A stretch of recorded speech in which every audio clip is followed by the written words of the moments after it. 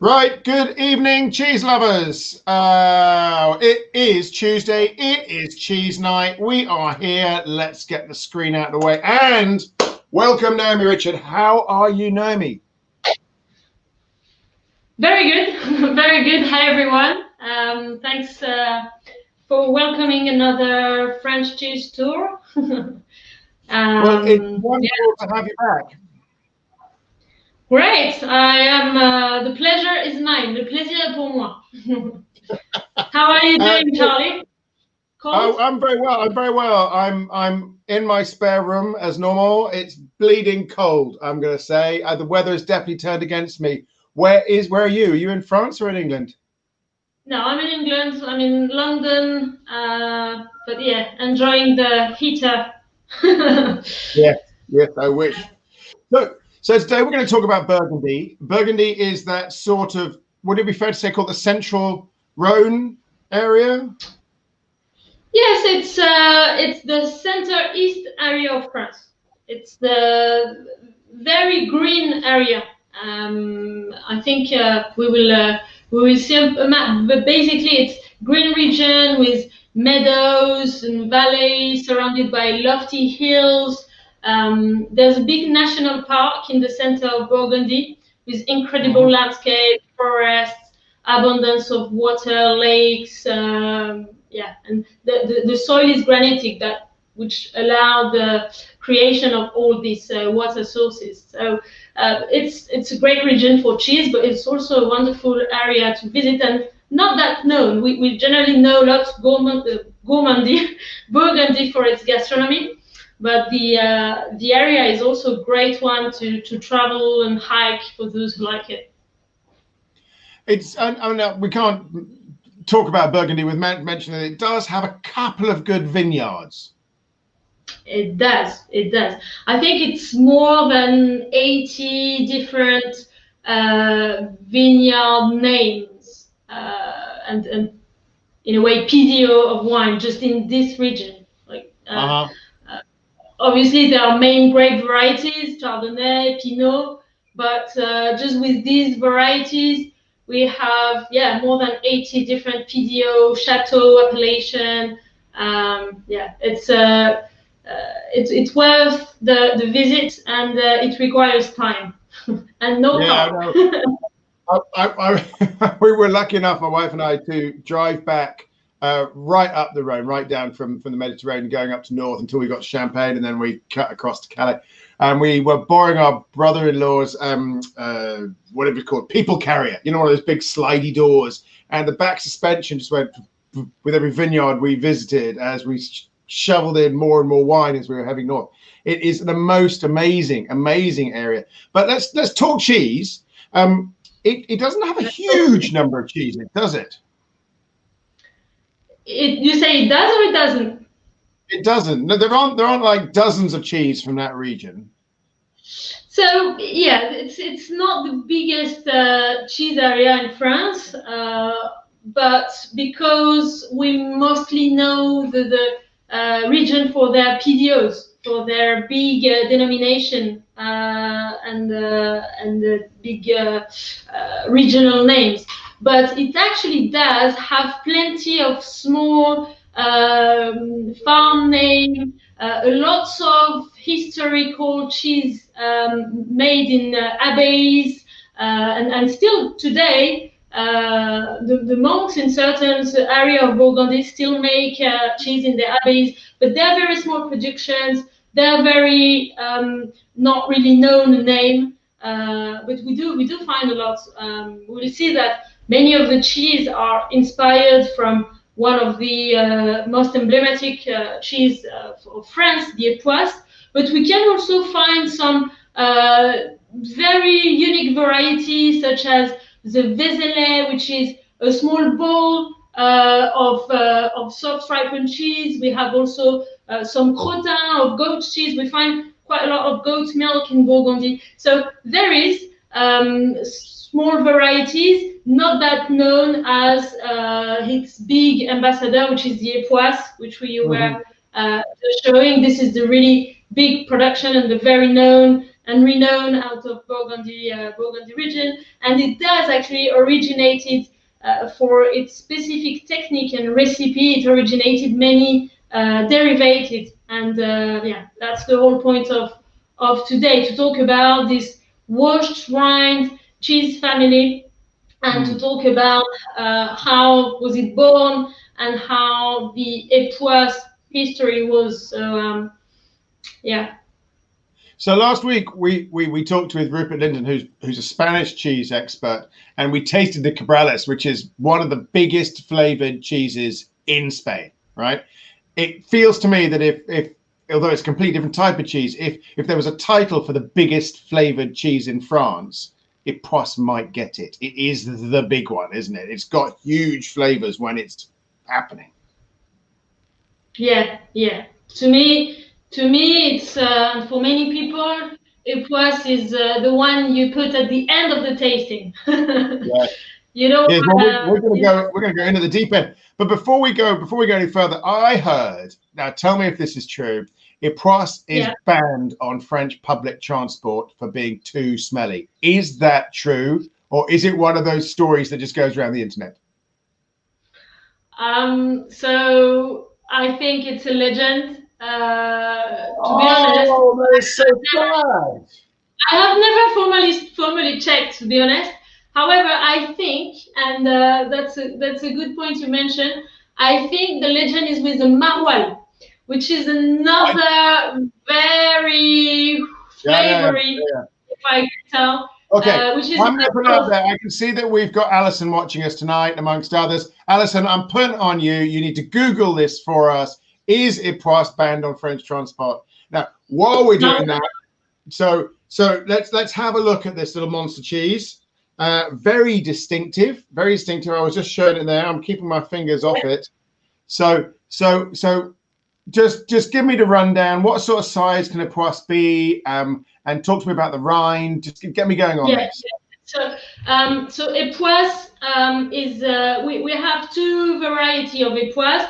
The one that you're showing, which is 250 grams, the small format, but you can also find Époisse in bigger format of 900 grams. So kind of wheels to more for deli counter. And the Époisse has this color, as we said, because of a specific technique which actually come from this area, come from Burgundy. We have to think about, when we talk about Époisse, that its history started back in the 15th century. It started during the monasteries. Like I would say 70% of the cheese in France actually started in monasteries where the monk had access to education, religious community, built there many recipes. And we have to wait the 17th century for the production going away from, expanded from the monasteries to the farms. And Époisse has been one of these big cheese at the time. When we got to the 19th century, it was more than 30 farms producing this cheese, which was quite a lot at the time. And the monk developed a recipe that was allowing and in accordance to their rhythm of life.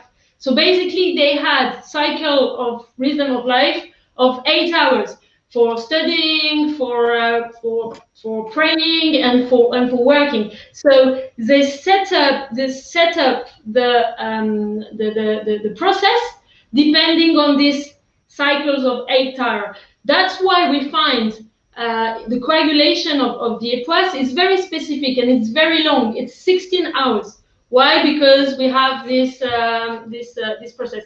And today we find that these processes are fundamental to allow a great ripening and a slow ripening of the curd. But it came from the coincidence of the monk lifestyle. The interesting story with the Époisse is that after the two wars, many farmers had to leave their farm, and obviously during the war they went to fight for the country. And almost 90% of the Epoisses production literally disappeared after the war. Yeah. And we have to wait the early 50s to see a gentleman back from war, Sir Berthaud. And Berthaud was coming back to the farm, nostalgic of the Epoisses flavors, memories, and he decided to produce back the cheese. And yes, 1956, I said. And so to produce the cheese, he literally imitated his grandmother and auntie, which was the only one still repeating the recipe, because they were in the farm during the war and still repeating the recipes. And this guy, Sir Berthaud, is actually, it's a legend for Burgundy, because he's been the link between 500 years of tradition and our century. And nowadays, I mean, since 1970, it's been his son who learned with his father how to make the production, and which is Jean Berthaud, still owner of the Fromages de France, and he decided to kind of highlight the characteristic of the Epoisses, and participated in creating the PDO. He was part of the committee that created the PDO in 1991. And the PDO definitely protecting what we know today as the Epoisses, which is exclusive from this area. But yeah, so as you said, it's really a unique product. It's got this kind of froggy skin. What if we talk about? So let me just sum up what you just said, so make sure that I'm keeping track, because I've got to be honest, I am just you have to stop me. You have to stop me. Which is amazing. One of the good advantages of having a cold spare room is that the temperature in here must be about 12 degrees, which is what you want to mature this cheese. And it's been here since, I don't know, it's 7 or 8, at 10 o'clock this morning. And its maturation, the one I've got here, is really looking good. So I'm going to bring that up to the camera. Can you see that, team? Come on, you can go. So I'm getting a little bit of crumbly still in the middle. It's a tiny wee biscuit to be had. But otherwise, I've got maturation all the way through, which is great. I think. Now, I'm going to ask you, Noemie, this rind. Now, this is technically a washed rind cheese, which means we're harnessing the power of bacteria as our ripening culture. That's what we're using to break the cheese curd down. But that can't just be bacteria on that orange. What else? What is that? There's a mold there as well, or a yeast, is there? Yes, it is. It is. So basically, this cheese, you have to understand that it's a UFO cheese. It's anti-academic way of making cheese. Because basically, when you do, surely not. It is. It is. So basically, when you do soft ripened cheese, what you want is to have the shorter maturation as possible, because there's moisture in soft ripened cheese.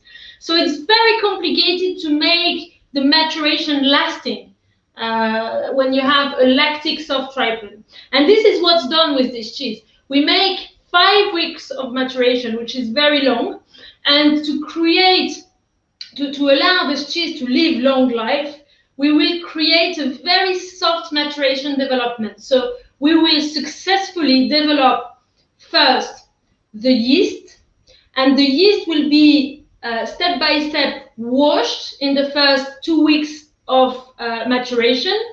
And once the yeast developed over the rind, we will then develop the bacteria, which is the Brevibacterium linens, that gives this orangey color. So it's literally a step-by-step process of different microorganisms that will success themselves in the time and allow a soft and long-term maturation and evolution of the cheese. So that is a yeast ripened and then bacteria ripened cheese. So is it a yeast we know? Are we talking about geotrichum, or is it something else? Or? Yeah, this is a geotrichum. This is a geotrichum.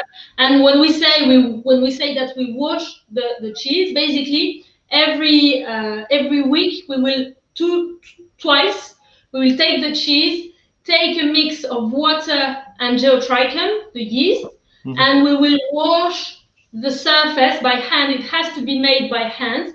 We wash the surface of the cheese, and that will clean the yeast that was previously on the rind and create a new yeast development. So it allows a soft evolution of the cheese. After 2 weeks, we will go towards the Brevibacterium washing. So it's now water and Brevibacterium plus a small level of Mar de Bourgogne brandy, which is the element from the Burgundy terroir as well, which make this cheese very, very special and very unique in its area. And as we go washing till the last week, till the 5th week for Berthaud, we will increase the concentration of the Burgundy alcohol. And again, the fact that we put alcohol on the surface, that we wash the cheese with alcohol, has an importance in terms of the evaporation of the moisture, and it will dry the rind. So it will dry the rind to allow not to have a very sticky and wetty rind. So the alcohol, apart from giving the flavor, will literally have a technical function, and obviously will help to protect the cheese. So historically, it was first used as a preservator of the cheese. Well, I don't know that it actually really works to get it non-sticky. This is the stickiest cheese of all cheeses. But okay, so I've just got in from Alison. She has, and I'm going to quote her here, copied from Google. Here is what it says. The stench is so potent that French law has officially banned it from the Parisian public transport system. It is a legal offense to carry it on your person in Paris on public transport. Now, just in Paris. That's Paris. Everybody know that Google never lies. So obviously that is true. Thank you very much, Alison. So let's one of the things I was told about washed rind cheeses, and it's true of many washed rind cheeses, is that one of the flavors that develops is a meaty flavor, sometimes an offal flavor, sometimes it's a bacon note, sometimes it's a ham note, sometimes it's a beef note, sometimes it's that liveriness, and that the monasteries that developed this, one of the reasons that they enjoyed this flavor is because they were vegetarian in their eating, and that they enjoyed that sort of fake meat, which gave the flavor. Is there any truth in that, or is that another one of those stories? I think let's ask Google, because as far as I know, Burgundy is a very rich region in Charolais. Charolais is one of the best meat type in France. So I'm not sure we can say that they didn't eat meat. I think it was one of the main ingredients in the food. I think that's likely to be true. I mean, I'm not put monasteries down or anything, but they were good on that. Nowadays, it's a very good rationale to have for the cheese for vegetarian people, because it's definitely have very intense meaty notes, umami. The washing the rind really highlights the umami note. We also can find some earthy character on the rind because of the yeast work, and some straw character, slightly farmyardy character. What we don't want to get too much is ammonia. We need a little bit of ammonia. It's part of the characteristic of the rind, but not too much. If it's too intensely ammonia, it's not the right époisse you're tasting. So yes, and obviously the creaminess. But again, we are tasting it at the very perfect moment. If we were having this cheese at the beginning of its life, we would definitely see the lactic hurt dominantly on the center of the curd. Now, one of the cheeses that I don't like quite as much as époisse is the Livarot, which is, you know, that Normandy cheese, very good cheese, but I prefer the époisse as a really good expression of washed rind. But on the Livarot, you often get that crunch, that granular texture in the rind, which I'm Yeah, told yeah. comes from the migration of the calcium to the edge and the crystallization. You don't get that in Livero.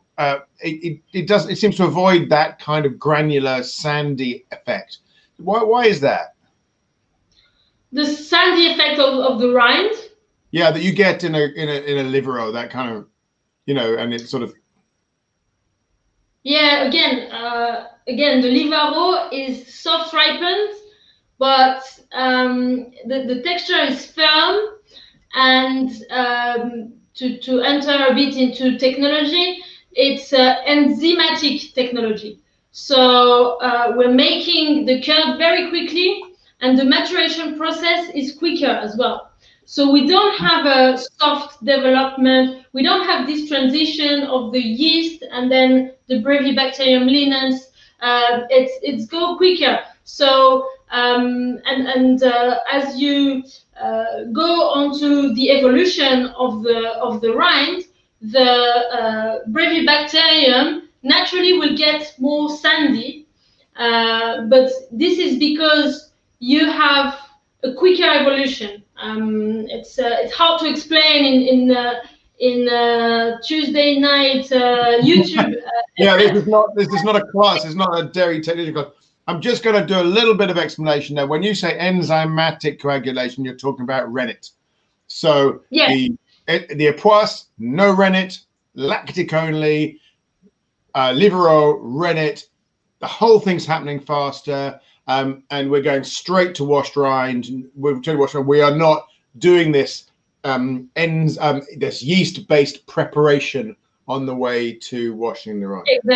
Exactly. Oh, and I can teach cheese. Okay. So the more you care a cheese in the maturation room, the best the evolution of the cheese will be on your shelf or in your fridge, basically. And that's the magic of the Epoisse. Shall I talk to you about one little brother of Epoisse? Yeah. This is this chap. Oh no, which one are we doing here? This is. Oh, you want to do the? Oh yeah. I was thinking this is Alfidelis. So it's definitely inspired from Epoisse. The cheesemaker decided to create something with another regional alcohol. We all know the Chablis with the Chardonnay grape variety. So instead of using the brandy Mar de Bourgogne to wash the cheese, we will use the Chablis alcohol. And this will have an impact in the texture of the cheese. Like I opened them at the same time, and this one is much more spreading over and melting. Yes. Yeah, it is. Yes. So we lose in firmness. We have a much more creamy paste, and this is also because of the way the ingredient of which we wash the rind. The Chablis has less alcohol. Less alcohol means less water evaporation, and this will allow more creaminess into the paste.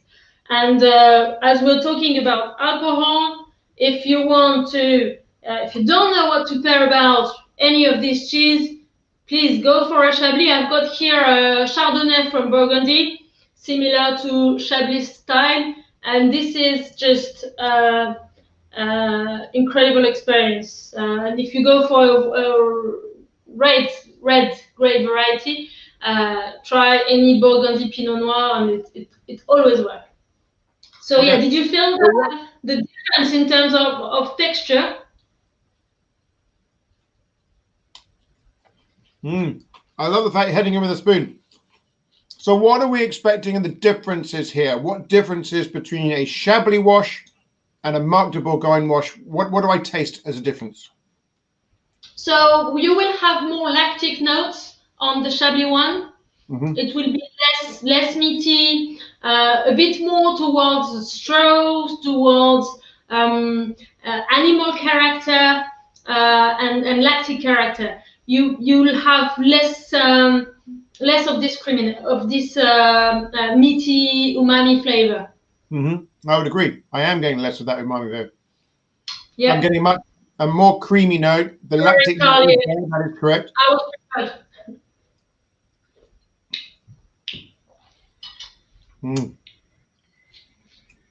So that's obviously we didn't talk about it, but the shape is also different.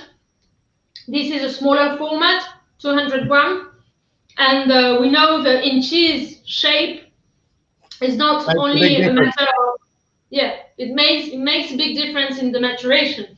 The smaller the cheese, the quicker the evolution of the maturation will be. So yeah, that's the case for that. Let me give another. So obviously we talked about wine pairing, Chablis or any Chardonnay from Burgundy work well. Another very nice alliance with the soft ripened cheese family, Époisse or Affidélis, is chocolate. I know you're familiar with it. I got here black chocolate, a Caribbean black chocolate from Verona, and it's got this roasted flavor aroma. And it's unexpected. Noemie, that's not fair. You did not send me chocolate. I feel how can I participate in this? That's not fair. I want chocolate. Charlie, I'm just trying to put the basis for 2021. I'm just checking if it's working so we can repeat that. So let me show you. Very simple. You take a spoon, and by the way, this cheese you want a spoon to enjoy it. So you will just use your chocolate square as a cracker, basically. And I minced here some gingerbread, and I will just sprinkle gingerbread on top of it.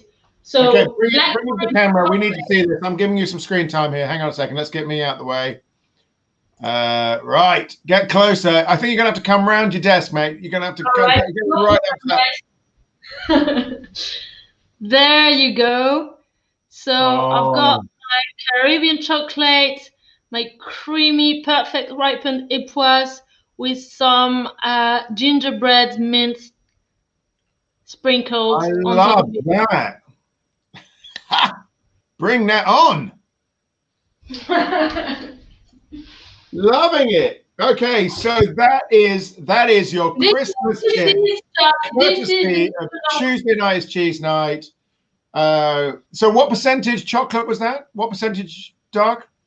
66%. 66. So not full dark, just heading up there. And 66%. So you went with the Affidélis, didn't you? You went with the Affidélis on that. Yeah, I did it with Époisse. I prefer it with Époisse because the chocolate is very strong. So I needed the meaty character of the cheese. I'm going to do that. Now, you said that shape matters, and one of the things you sent me was this little chappy, which is what? I don't know what that is. 90 grams or something? 60 grams. 60 grams. Okay, he's tiny. He's tiny. Oh, look at him.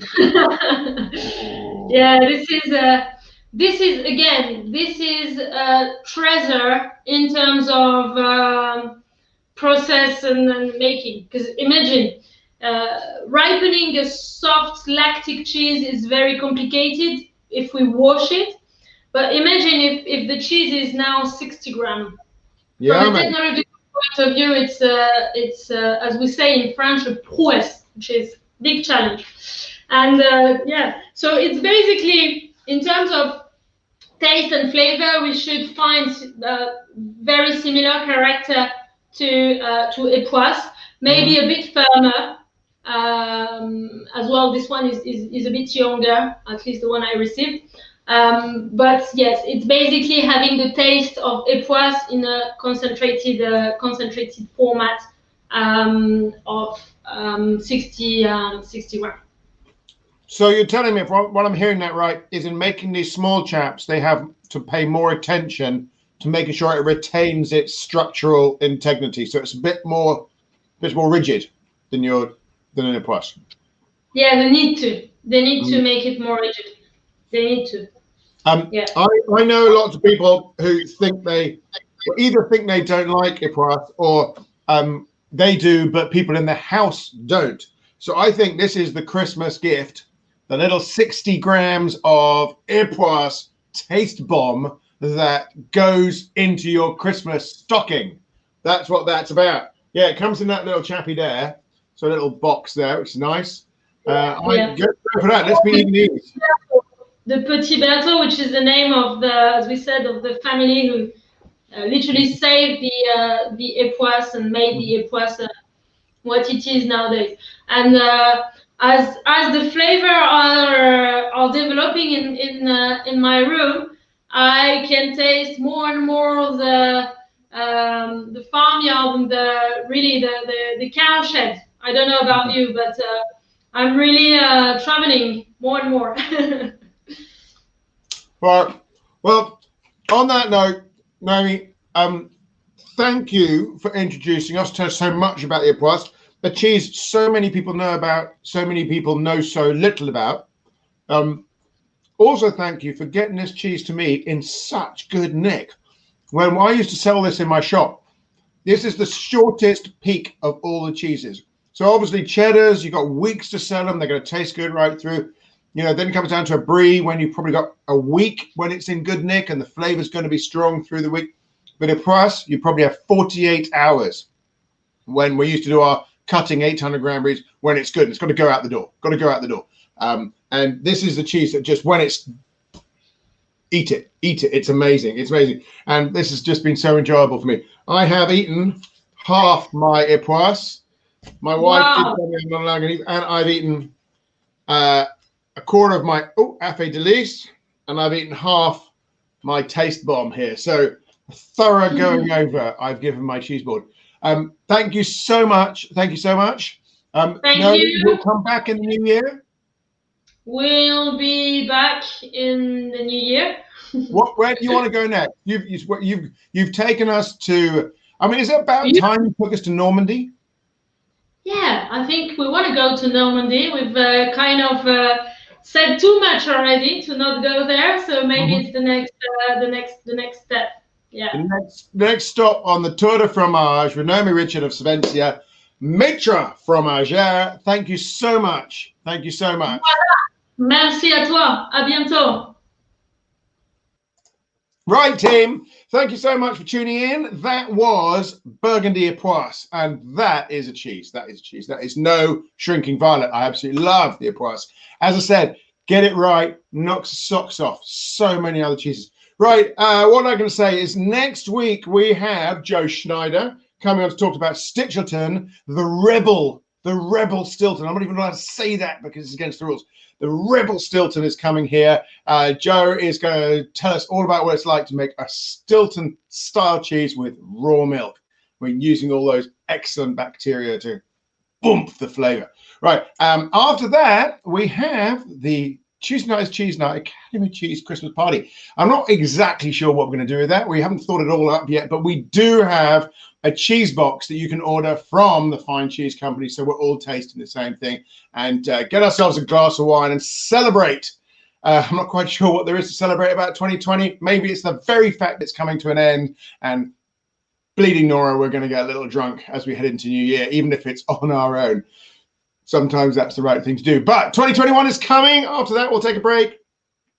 Back in the new year. So see you next week. For Tuesday Night is Cheese Night. We will be talking Joe Schneider. We will be talking Stichleton. See you then.